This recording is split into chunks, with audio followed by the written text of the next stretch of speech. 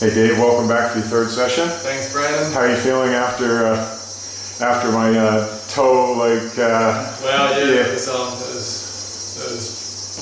pretty intense, but yeah, look, the big joint around the big toe here is still recovering from being manipulated because it's been bad for a long time. Yeah. There's good flexibility in it. Yeah. Look, it's probably another week's recovery, but I've been for a couple of surfs on it. Yeah.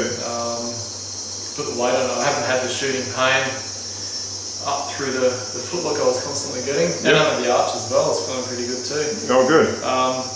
Actually, yeah, I think pretty well most of that's going to be back to normal before long.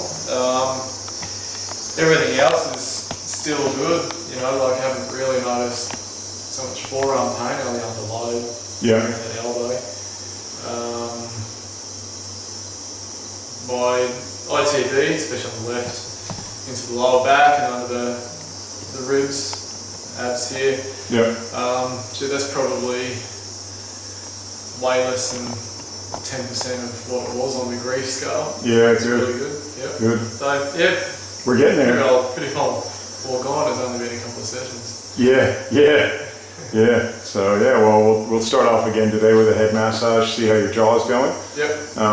And then either getting your other arm that we didn't do, or the 4 toes on the foot that I didn't do really. You know, mostly spent the time on the big toe. So yeah, we'll see how we go. All right. Yeah. Yeah. Oh man, you can tell I had his allergies and all that too. Mm-hmm.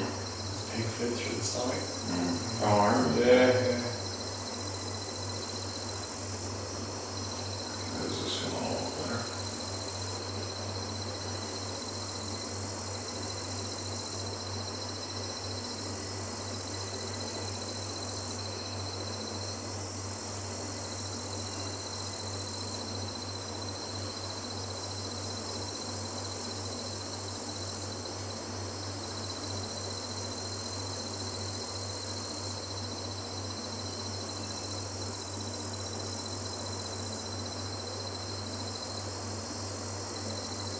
Yeah, your jaw is like 50% less tight. It's still very tight, but it was extremely tight before. Well, I haven't felt the other side. Yeah. But this side I haven't done the arm off, so no wonder it's still 50% of it there.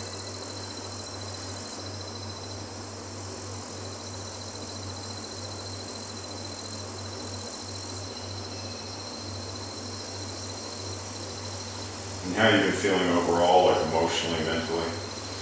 It's been a pretty hectic week, but Yeah, fairly balanced. Oh, good.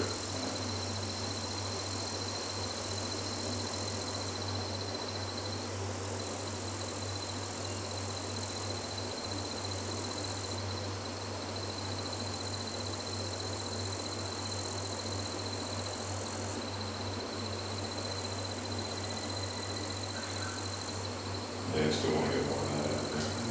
Yeah, it's a bit long. Yeah.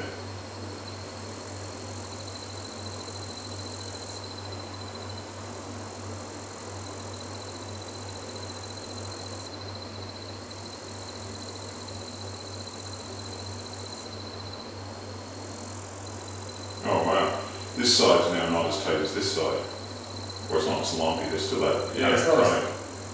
It's not like, last time you feel there's lumps and chunks now, there's still there a bit. It's a tight band, but the left side's a lot lumpier. Yeah.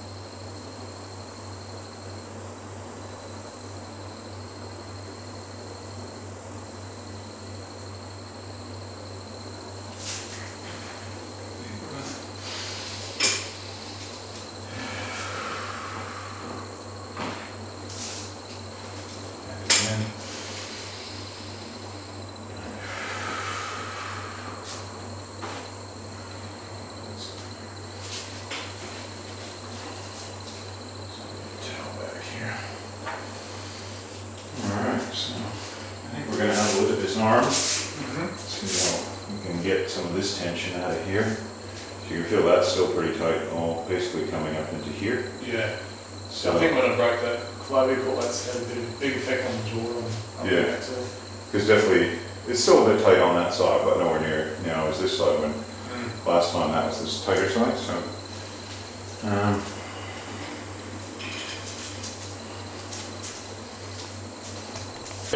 Are you gonna do a third ferment where it Yeah, probably. I'll it's just carbonated? leave the bolts just get a little bit tight.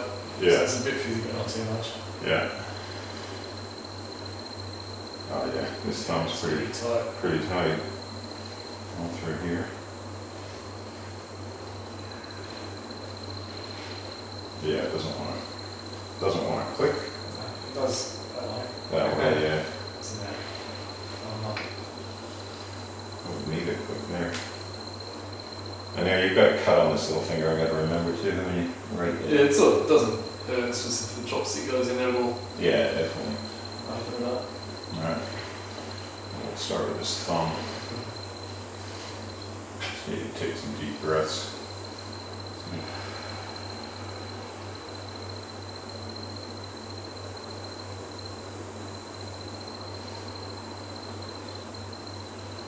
Yeah, it's probably about 9. Okay. It's too quickly,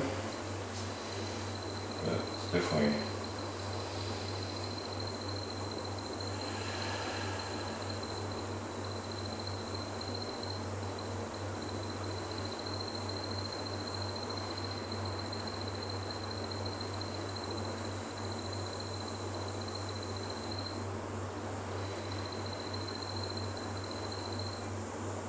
At an 8 or 9? Yeah, that's probably about a 7 or 8. Okay. When it was on the tip before, that was about a 9. Yep. Yeah, I just want to warm you up slowly. Get you in the right frame of mind, so to speak,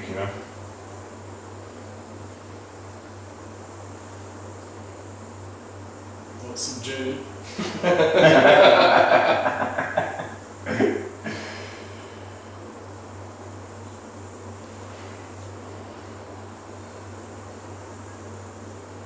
How's that? Yeah, it's about 9. Just gonna hold that there for a second.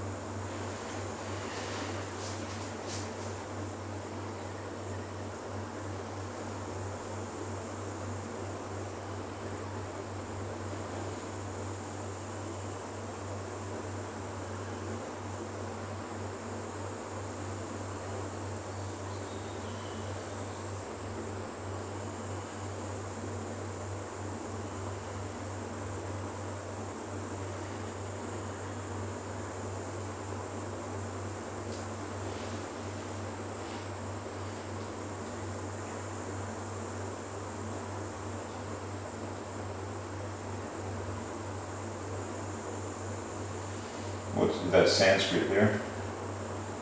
In the tattoo? Yeah.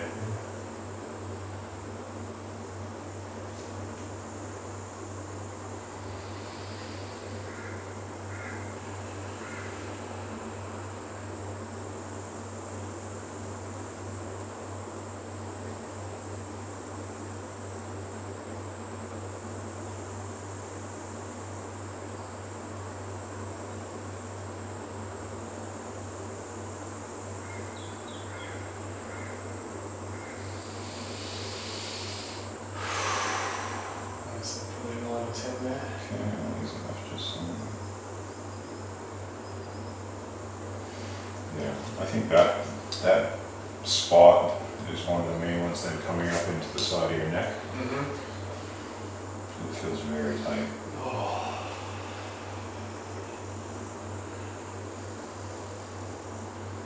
Just gonna hold that at the very end of it.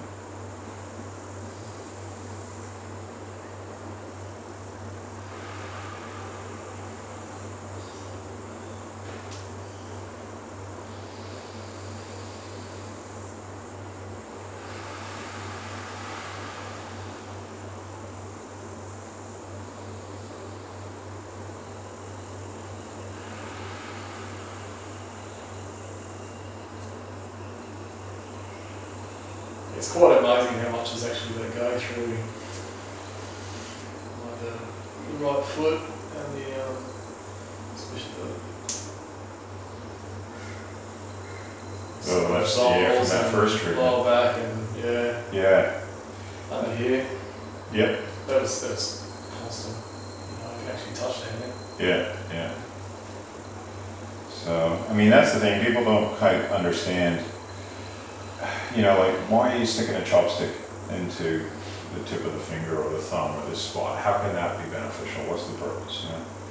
I can actually feel it coming up into here now. Yeah, you can feel it coming right up in your neck. Yeah, actually up in the jaw now. Yeah. Yeah, on that spot that you're on. And so how I came about it basically was, say I would be working on your jaw or something and it'd be tight.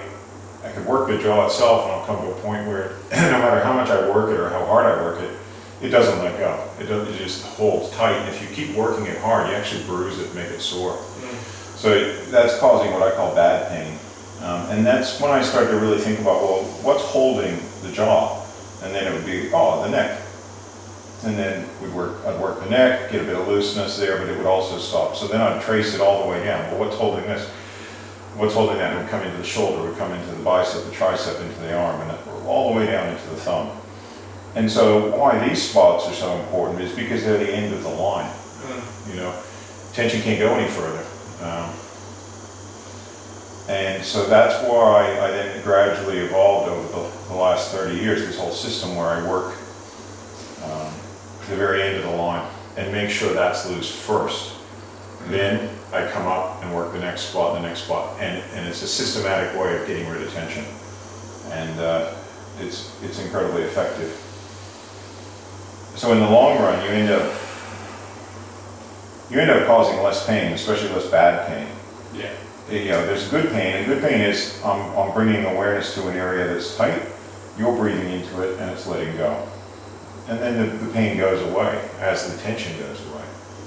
Bad pain is when you're actually working on a spot that's held somewhere, and it's not letting go. So this system actually gets the most effectiveness in terms of taking a person from being very tight to loose, in whatever way they are tight, while causing actually the least amount of pain and discomfort. Even though, and especially with the whole thing of only working up to that person's, you know, I don't call it always a pain threshold, I call it a breathing threshold or a tightening up threshold, because some people think of a pain threshold and they think, oh, well, that's sore, that's uncomfortable. Well, that's going to make me cry, or that's going to make me scream. That's not what we're talking about, because that's okay to cry, that's okay to scream.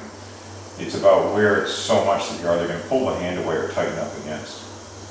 And that sometimes is higher, sometimes it's lower. So sometimes people have a very high pain threshold where they can handle things, but they do so by tightening up against you. And so then we have to work below their pain threshold. So pain threshold and breathing threshold are not always the same.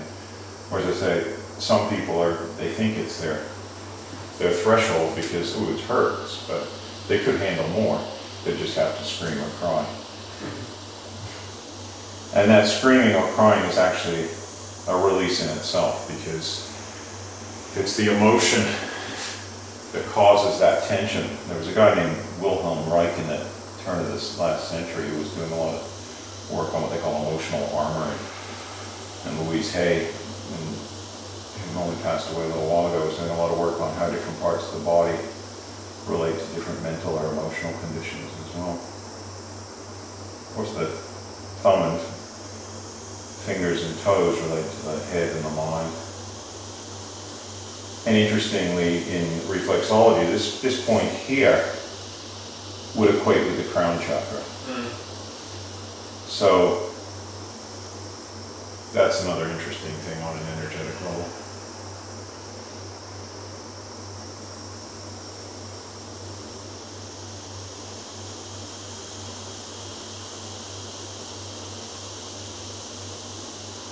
A lot of people don't believe in all the chakras and energy and stuff like that.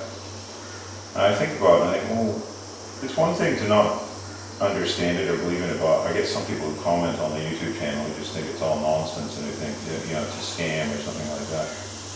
I think they must either be, I think, well, where's their consciousness, I think, is it racist? Because it's like this information is coming from India and China. Yeah. You know what I mean? Or what's that they think that their opinion is correct, Yeah, well, the thing is, belief in something doesn't even make it true or not true either. That's right. And, if you do actually notice a huge improvement working on these points, well, it's pretty indicative to begin with. Yeah. It doesn't involve belief or lack of belief. You certainly can feel it, and you can see the release. Yeah. And so it's kind of like, in terms of scientific, if we look at science meaning truth, and you can do a case study and go, well, the person was tight, now they're loose. So that's scientific proof that it works. Well, that's it, and it can be repeated. And it can be repeated, yeah. With the same result. Similar results. Which is basically modern science is to do that, to experiment, get the results. That's right. Do it again. And then you get the same thing. Then you change parameters and see how the results differ, and then I think a lot of again, and you what I would call, figure it out. yeah, that's right. Largely. A lot of what I call materialist fanatics end up disguising what their beliefs with science. Like, oh, this isn't scientific, but what science doesn't actually go into things that it doesn't understand. Like, science has never proved that she doesn't exist. Science only actually understands a very small part of reality. And they don't claim to be a thing that understands everything, because the nature of science is something that you can prove, you can, figure it out, and theories like, theories of relativity or whatever, they may or may be questioned later and under different circumstances. So people who say, oh, it's not scientific, actually that's irrelevant, because a lot of reality isn't scientifically proven, if that's what they're saying. But that doesn't mean it doesn't exist. No, it's funny, interesting, I heard a talk not long ago, talking about exactly that, and talking about existence and non-existence of spirit as a separate energy, and there's a lot of symptoms of spirit. When it's in a body, the body's alive. When it leaves, all the chemicals, everything's there, all the atoms are there, and they die. And so, well, you can't see spirit, you can't quantify it, whatever. Yeah. You can see it symptomatically, but they refer to it as being a sentimental approach, whereas if you look at the way this world's constructed, matter, it ultimately comes down to the atom, right? But no one's actually ever seen an atom yet where positive is existence based wholly and solely on symptoms. Not having actually seen an atom, you know the existence of the atom because of the symptoms of the way atoms interact. So they've not seen atoms with microscopes? No. Haven't they? You can get electron microscopes, but that's using the electrons in order to highlight something bigger. No, you can't see an atom. No one's ever seen an atom with any type of microscope, nothing. Interesting. The whole existence of atoms is based on symptoms. Yeah. Well, what's interesting too is when we're talking about symptoms is the difference between tightness in a living body and a dead body, and the fact that we can loosen a living body of that tightness. And in the ideal state with a living body, we have that flow, which creates softness in the muscles. That's what we're trying to achieve with massaging. Whereas if you got a dead body and you massaged it, you couldn't loosen it because of rigor mortis. I was actually just watching it. No, really? A show. Interesting. Yeah, very interesting. I was just watching a show about Vietnam War, and they were taking some dead bodies, the soldiers away, and one guy's arm was just stuck in and out, holding out, because there's no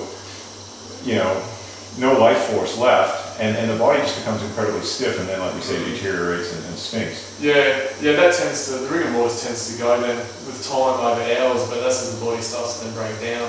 Oh, well, you would know a lot more about it. You've seen a lot of dead bodies. So the muscles then actually start to decay and break down and stop having that same function. The whole structure then starts to change. That's when rigor mortis ends, but it's basically starting to slowly but surely turn to soup. Yeah, exactly. Yeah, well, it would. I've seen some bodies that have basically started to turn to soup. Wow. Yeah, it is. Have you seen many people actually leave their body being shot or killed or whatever? A couple. Couple? Mm. Could you sense anything like the spirit leaving the body? Not so much sense of leaving, I was more concerned trying to chant and help them leave, really. Yeah, yeah. Yeah. You can definitely see the difference, especially in the eyes. Oh, yeah. And, Well, they say the eyes are the windows to the soul. Well, exactly. Living eyes and dead eyes are extremely different things. Yeah. The first ones I saw, they were very blue, but they were like the eyes of the China doll. Yeah. Yeah. Perfectly formed and everything, but just absolutely vacant. Yeah. Nothing there, no Wow. spark of anything. Yeah. Yeah.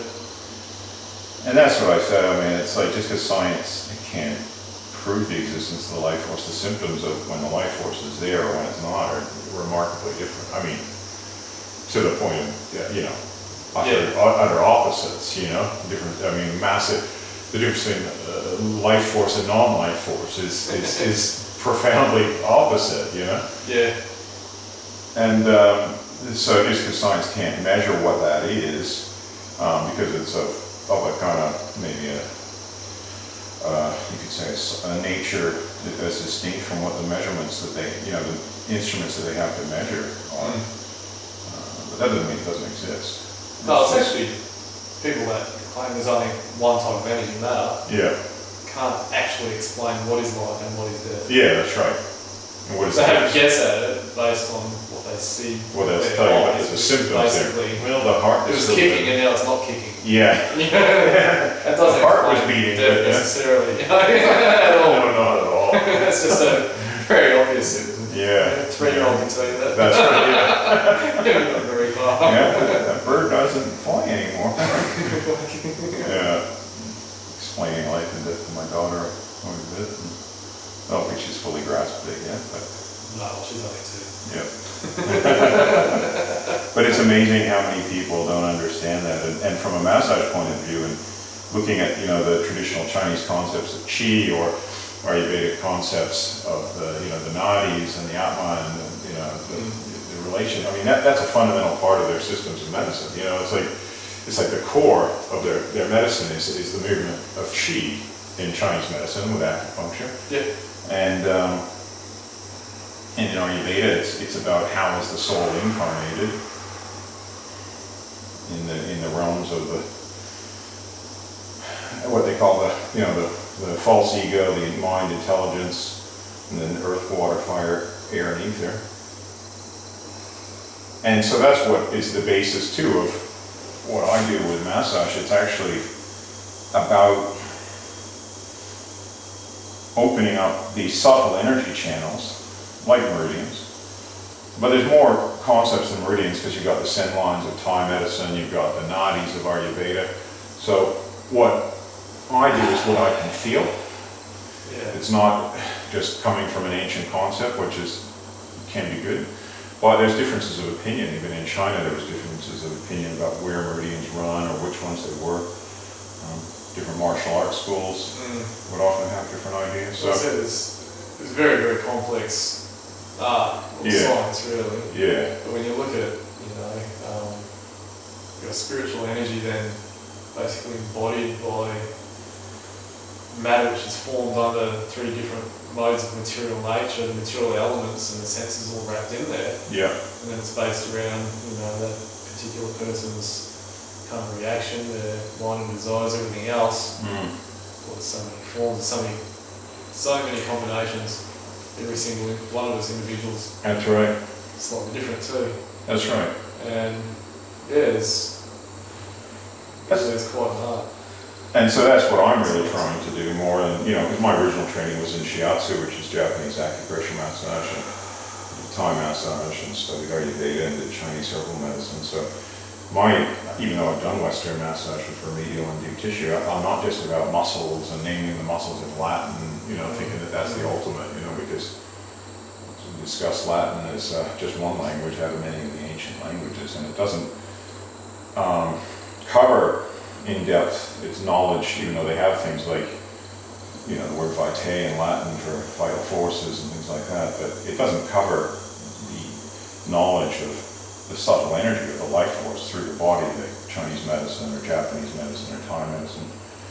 Which is why I think some of the people that are opposed to these concepts are just like racist, white supremacists, you know, the same like when the English invaded, and they just thought every country, whether it be India or Australia or America, they always just thought they were superior without even thinking. It's like, well, we're superior because we're English. Yeah, to them it was a given without even any analysis. Yeah, arrogance, incredible arrogance, yeah. And I see that as a continuation. One is, you know, of the ideas on medicine, and some of these people that kind of criticize me on YouTube, without having any understanding, they think that they have this understanding and it's correct, and there is no such thing as life energy, and you know, the body, it's just a body, so therefore their way of training in massage is basically all about, well, you got to really learn the names of the muscles in Latin. Yeah, but I mean, the muscles are only one part of a very complex system. That's right, and they're the most outer layer, but the actual tension that we're trying to free actually comes in the subtle layers, which is what Japanese massage and Chinese massage, Indian massage, Thai massage all knew about, and they're the ones that have the world's history of massage. There's no real history of massage in Europe. Even Swedish massage was brought to Sweden from a guy who went over to India and China and learned about massage there, brought it back, and then people called it classical massage in Sweden, Swedish massage in the rest of Europe. But other than that, and you can't say that's a European history, that's just people taking stuff from the East and bringing it to the West. So there is no history of massage in the West. And all basically ancient histories of massage had the basis of movement of chi, or life force. They might call it something different. Prana, the Hawaiians might, you know, call it something again. Just stretching that out. So that's what I look at as the goal and the purpose, even when we're doing a neck crack or something like that. You know, recent court case I was in there, like, oh, the purpose, you know, they define a cervical manipulation by its intention to create a crack. But if that crack isn't anything to do with life force, what's the relevance of it? Well, the crack is the end point? Oh, it's just a symptom. A symptom of an opening. Yeah, that's what they're... So it makes a crack and then what? Yeah, and then what? What's the purpose? And then basically the guy... It hasn't come a long way, has it? No, it hasn't come a long way. Whereas to me, the purpose is to open the flow of the life force. And that's through a very important channel that in Ayurveda they call the Sushumna. But you know, that's a complicated name, and you know, racist people might not like it, but... You've been on the racism thing today. I haven't been on the racism thing. I just sort of a bit pissed off. One particular commentary just recently pissed me off a little bit, you know, with this just arrogance on you know, one of the videos of me and you were talking, and he was just, how it's, you know, arrogantly saying all the stuff about chi and energy was just complete shit. So can he disprove it? Yeah, no, and that's what I said. No, he can't disprove it. So how arrogant is he to presume that what he thinks is correct without any proof? Well, absolutely not. If you can't absolutely disprove it, then you don't know that it's not true. No, exactly. And you're arrogant to spout out the fact that you think, just because you think it's not true, that it isn't true. So anyway, I was just thinking about it, like because there's a lot of people that think like that, and I've seen a lot of comments on my YouTube channel, and a lot are involved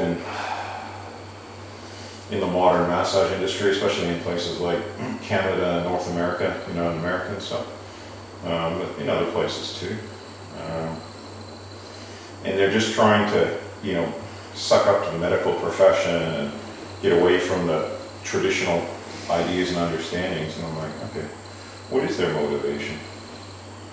Besides this, they get some sort of arrogance and prestige from being more medical, which again comes down to that whole racist thing that the British brought. And it's not just the British, because it was the outcrop of the Roman Empire, which is why Latin is used. And that arrogance came forth in the Spanish and Portuguese when they invaded different countries too, as well as the French.